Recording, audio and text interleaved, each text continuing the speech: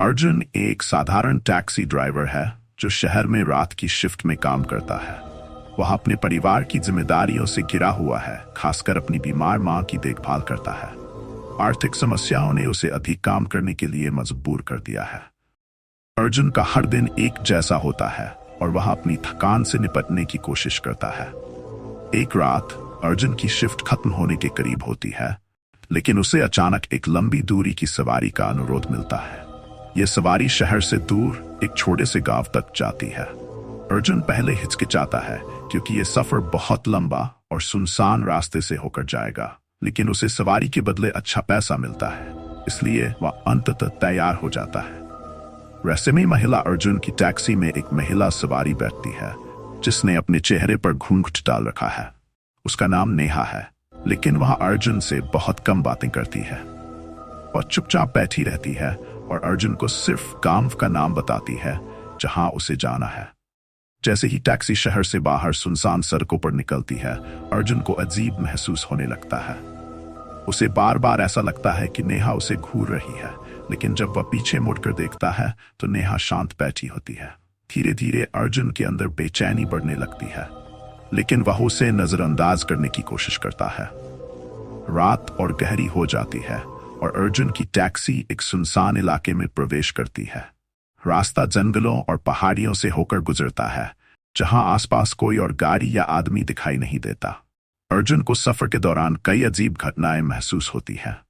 Taxi के शीशों पर ठंडक की परतें जमने लगती हैं, जबकि बाहर मौसम सामान्य रहता है। अर्जुन रेडियो चलाने की कोशिश करता है, लेकिन उसमें अजीबोगरीब शोर सुनाई देने लगता है।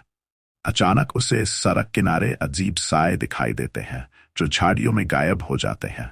नेहा चुपचाप बैठी रहती है और उसकी आंखें बंद रहती हैं, लेकिन अर्जुन को लगता है कि वह किसी बड़ी मुसीबत में फंसने वाला है। रास्ते में अर्जुन को एक पुराना मंदिर दिखाई देता है और उसी समय नेहा उसे वहीं रुकने को कहती है।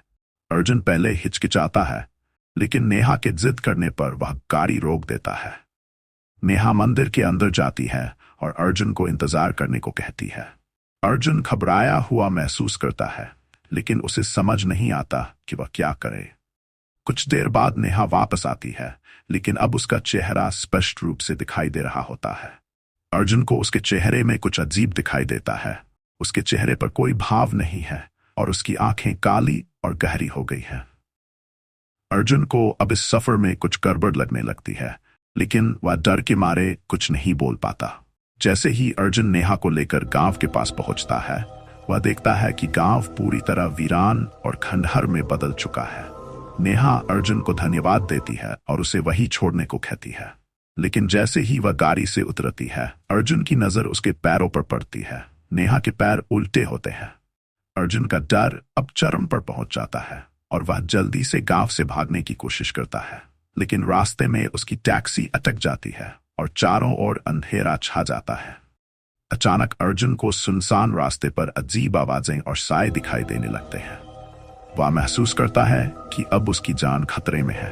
आखिरी दृश्य में अर्जुन की टैक्सी वहीं सुनसान सड़क पर खड़ी दिखाई देती है और अर्जुन का कोई अता पता नहीं होता।